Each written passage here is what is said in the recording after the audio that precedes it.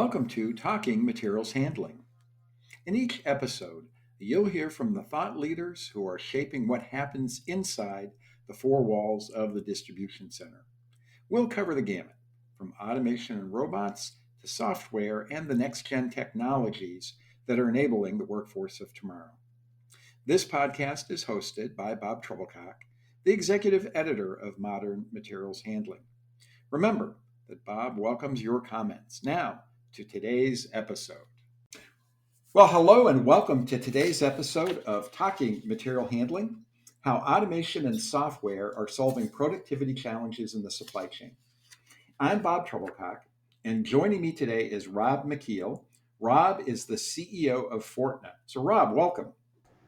Hello, Bob. Great to be here. Well, we're thrilled to have you. This is one in a series of podcasts I'm recording to highlight content from NextGen 2023, where Fortna, Rob's firm, was one of our sponsors. Now, for years, Modern Materials Handling threw a productivity awards dinner at ProMat. It was an elegant affair. Men were in tuxedos, women were in evening dresses, and we honored the companies we'd featured on the cover of the magazine over the prior year. It was a reminder that while we love to write about cool new technologies, we love the wow factor as much as anyone else, none of it really matters if automation and software doesn't lead to an increase in productivity. That's what leads to cost-effective operations, better wages and a higher standard of living, and of course delivers the ROI for automation.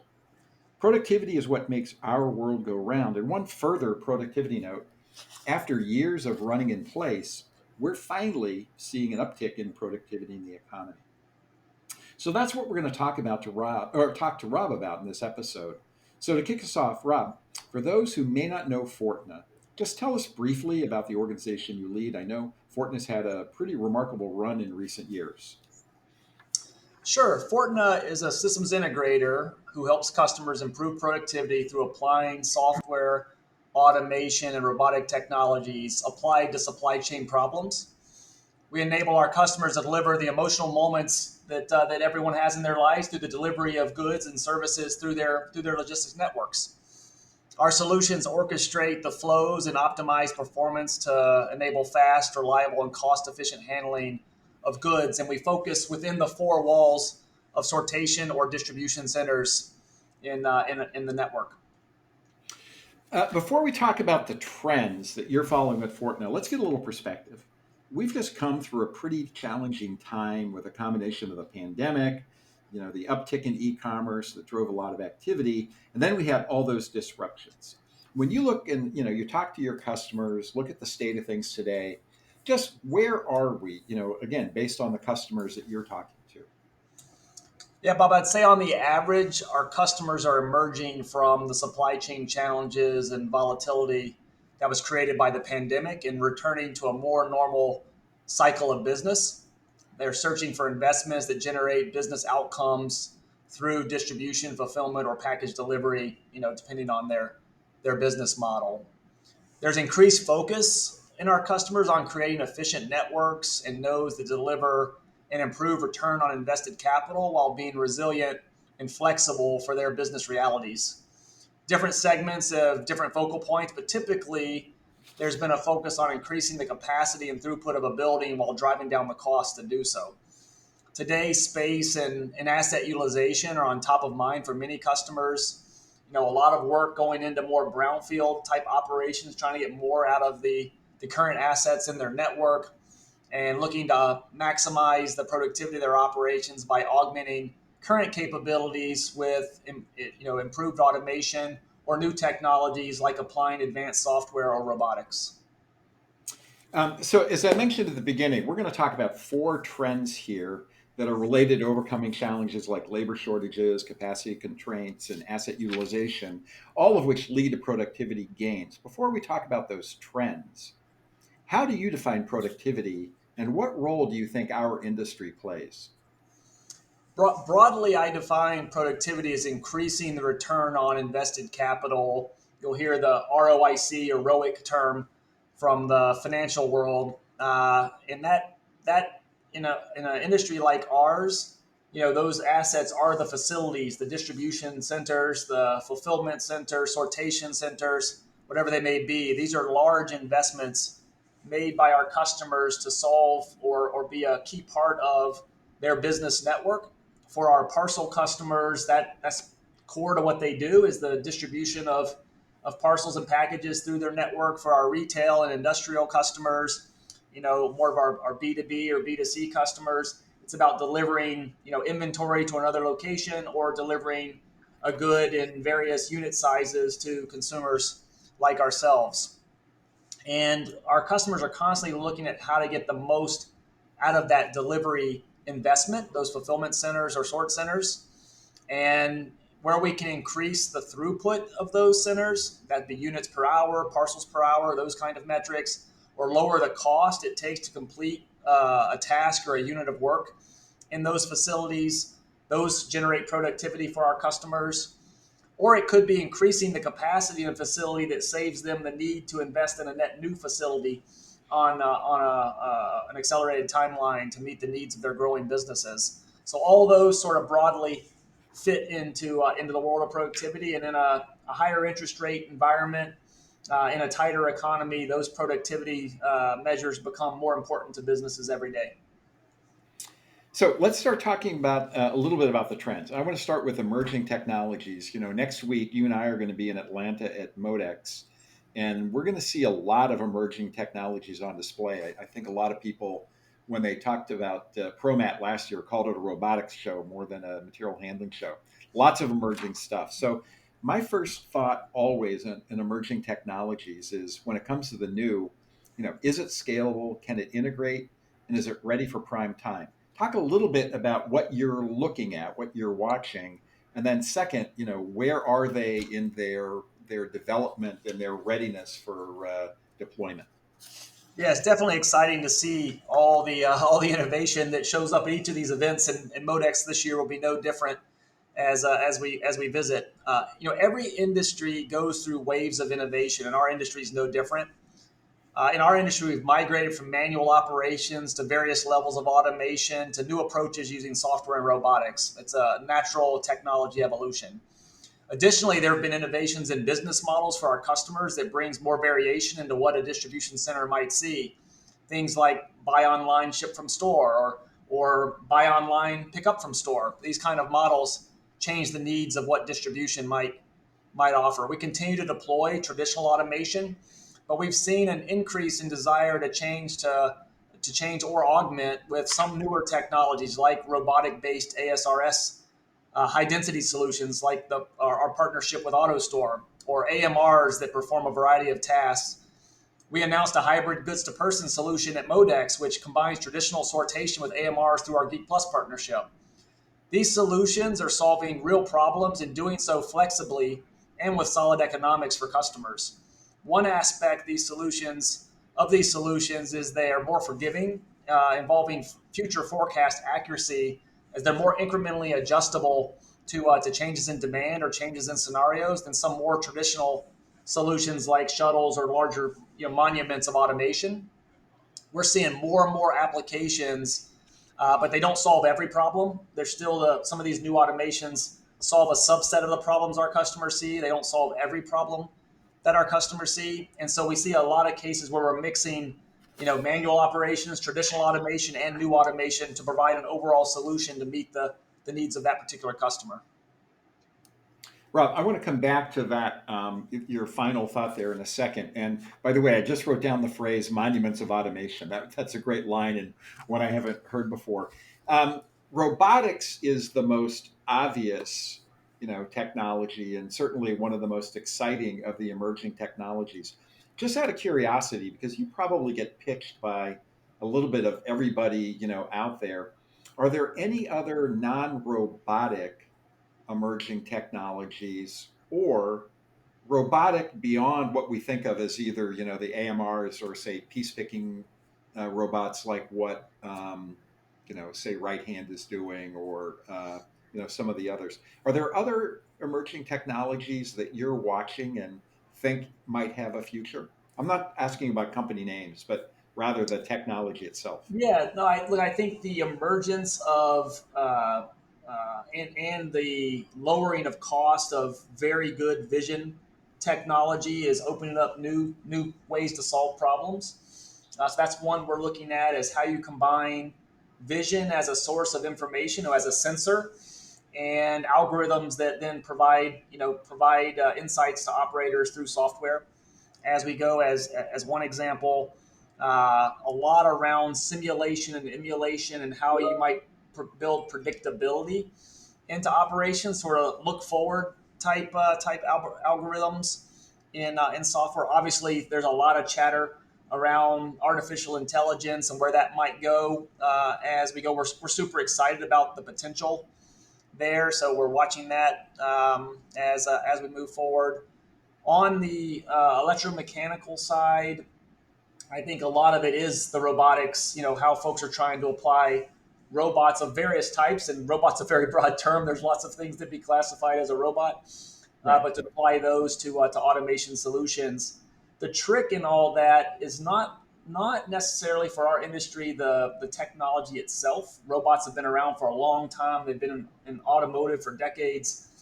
It's how to apply them economically and efficiently to the problems that our customers see in their operations, and that's where we've been getting involved in a lot, because we combine that operational understanding through our years of experience in implementing these types of operations with the technologies that smart companies around the industry are developing when they're building these various types of robots.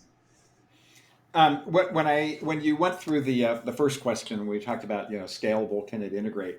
You ended by saying you're now seeing the combination of traditional automation with the emerging technologies. So the advantage of traditional automation is that it's tried and true, right? It's been out there for a while. We know what it does.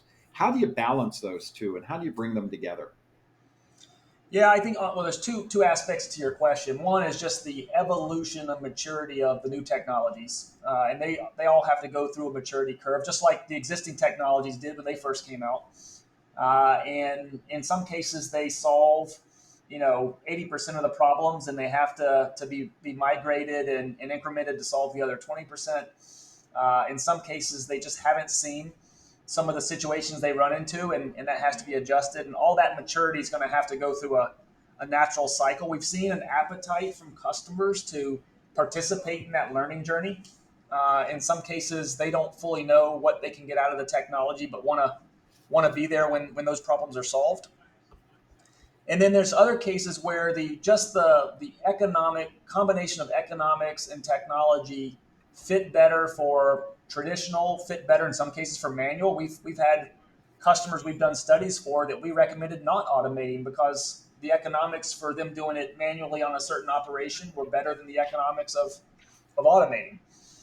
So it really depends on what the problem the customer is trying to solve. Many of our installations have a combination of manual operations. I'll call it traditional automation. So think of crane or midi load, and the new automation, particularly when you're thinking about omni-channel type facilities where you might be doing pallets and cases and each picking all in the same facility.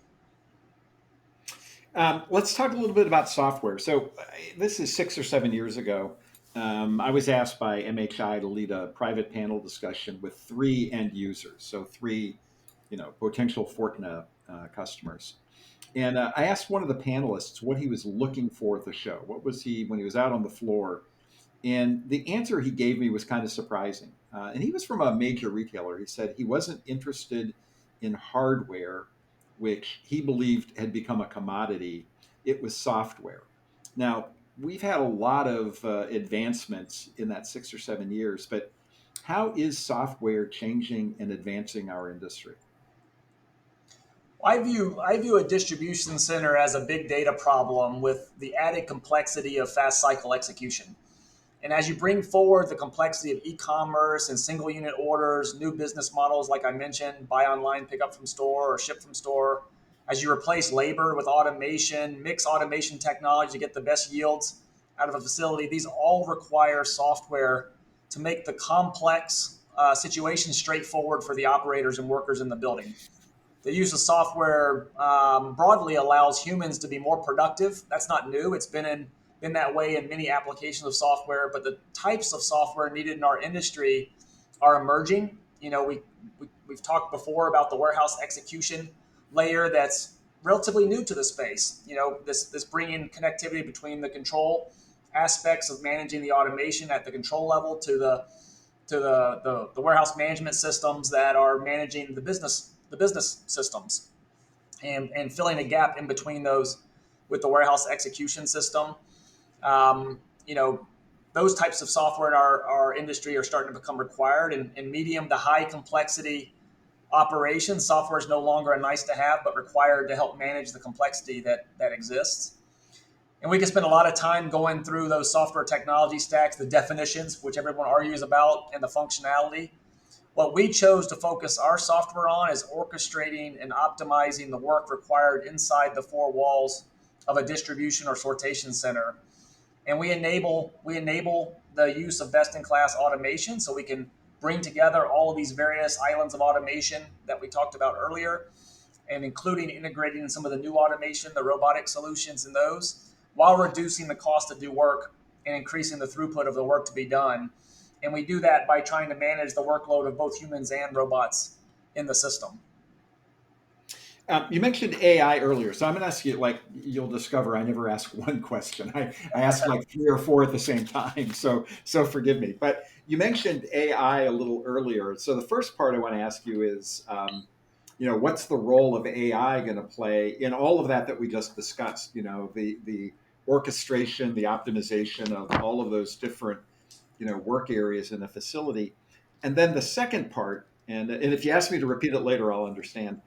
I remember covering supply chain visibility and event management, like back around 2002 or 2003.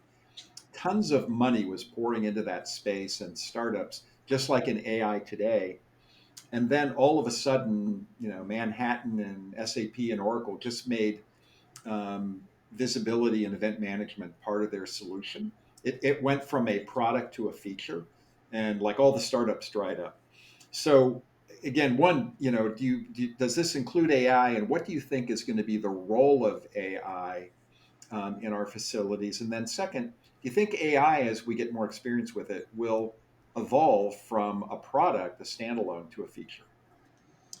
Yeah. So first, as I mentioned, I think the problem of supply chain, the problem of distribution, is a big data problem. So AI certainly has a place here to help create opportunity for customers as we go forward.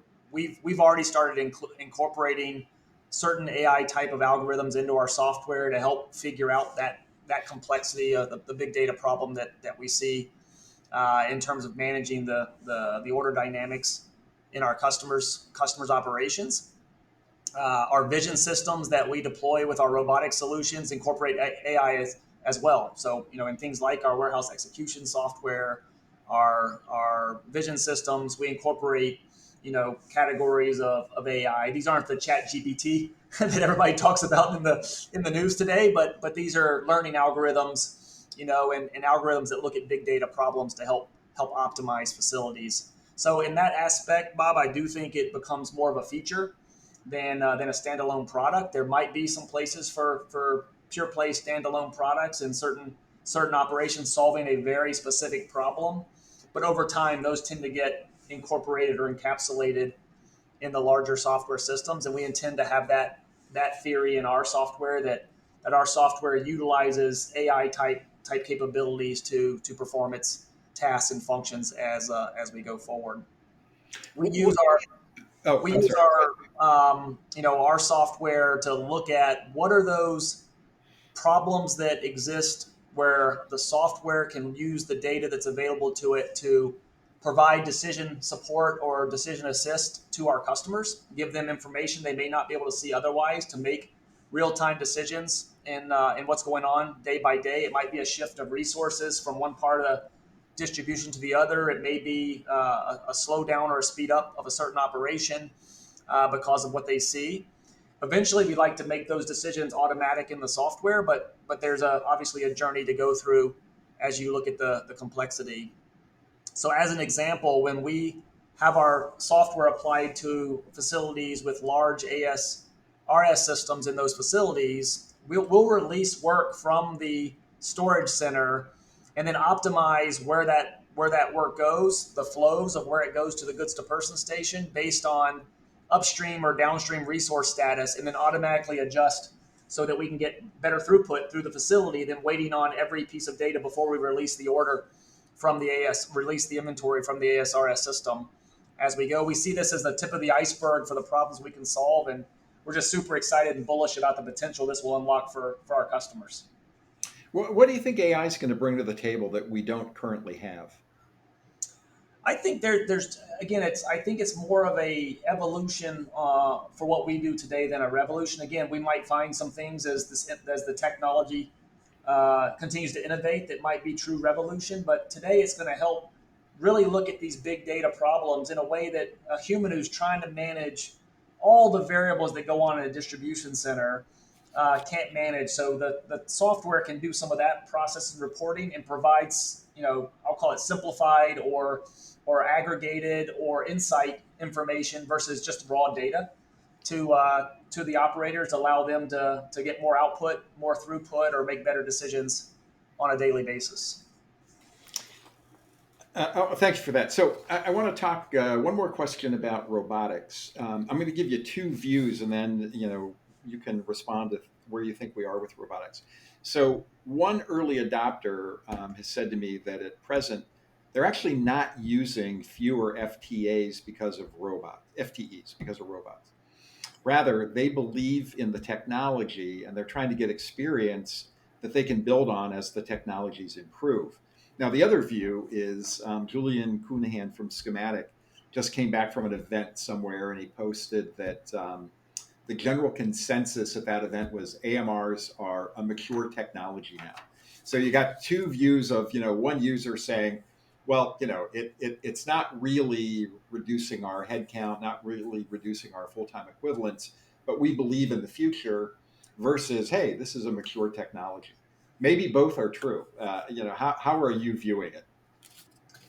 Yeah, I think both can be true in the sense of robots, because some have been around longer than the other. The application itself has matured. Other applications are still maturing. So I personally think we're still in the early inning for robotics. There's a significant investment in finding solutions to the challenges of our industry using robotic-based technologies. There's lots of folks working the truck unloading problem as an example that has not been solved yet. Each picking still a difficult solution, and lots of folks are innovating down that path. So the technology keeps evolving to cover more and more of the use cases. And then people continue to try to find those unsolved problems to apply the technology to. Some of those unsolved problems are technically difficult, so they need to be solved technically. Others can be solved technically, but are not economical with the solution available to them, so they don't tend to take off. The great accelerator that we're seeing in the robotic space, the difficulty of our customers to have or find all of the necessary labor required to get the work done. So they're looking to complement their workforces with robotic automation. To your first example, where the person hasn't increased their FTEs, they might have increased their output at the same level of FTEs by augmenting their teams with robotics to get more out of the facility. We have a solution that we announced at Modex called OptiSweep that replaces a person to goods application with a goods to person model, allowing for less workers needed and gets more work done than the traditional system that was deployed. And this complementary approach, which increases performance, also mitigates the risk of finding the necessary labor. And those kind of solutions get a lot of attention in our customer space. And we found that unique position that we're in, where we understand the operational experience paired with our robotic partners to solve those problems, is getting a lot of traction in the industry. Last question, and this goes to the labor shortage that we talked about in the beginning. So as we begin to work with advanced technologies and software, with robots and software with AI and more goods like more auto store type solutions, because there's a whole bunch of those coming to market. It's going to require skills that really aren't out there now. Who's going to support them? Who's going to keep them running? This is an absolute great question, Bob. It's the more you deploy automation, the support required changes And we've also shifted from a store replenishment world to an always on e-com world where uptime is even more important than it's ever been as we go. So the combination of large automation, robotic systems, the cycle time reduction expected by consumers, the need to maximize building performance for ROI, for return on invested capital, leads to this always on nature for our customers. And that system uptime becomes incredibly important. So if there is an issue, there needs to be a rapid return to service, and you need to have the right support structure to do that. With the new automation advances in software, the traditional maintenance staffs who serviced forklifts or conveyors, lack the necessary skills to handle these new required scopes, which robotic in nature. So there's an opportunity, a career opportunity for people in the marketplace, but there also needs to be more supplier engagement and involvement in proactive and predictive maintenance to prevent issues up front. That's the best solution. Is the uptime and resiliency of the systems being deployed improves, but there also needs to be the ability to react to issues and with various service models, providing the parts and levels of service offerings to make sure that you get the operation running when events do happen.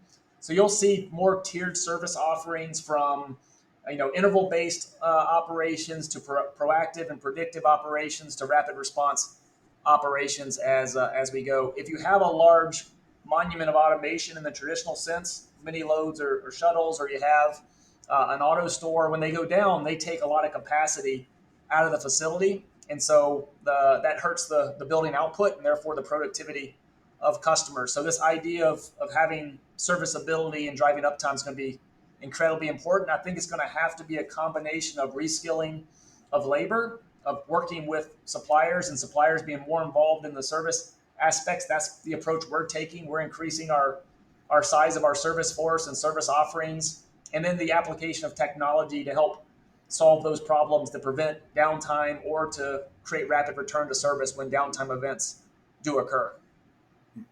Rob, thank you. That's all the time we have today. I want to ask a special thanks to my guest, Rob McKeel from Fortna, and thank you for joining. I hope you'll be back for our next episode. And finally, be sure to go to nextgensupplychainconference.com. Enter your email address for updates about NextGen 2024. We're already in the planning stages. We're going to have another great event in Chicago in October. For Talking Materials Handling and the NextGen Conference, I'm Bob Trebilcock. And Rob, thanks again. Thank you, Bob. Talking Materials Handling is produced by Modern Materials Handling and Peerless Media. You can find Talking Materials Handling on mmh.com, on iTunes under SC247, or just Google SC247 Podcasts. We're on all the popular podcast platforms. For more information, be sure to visit mmh.com, and we hope you'll join us again for our next episode.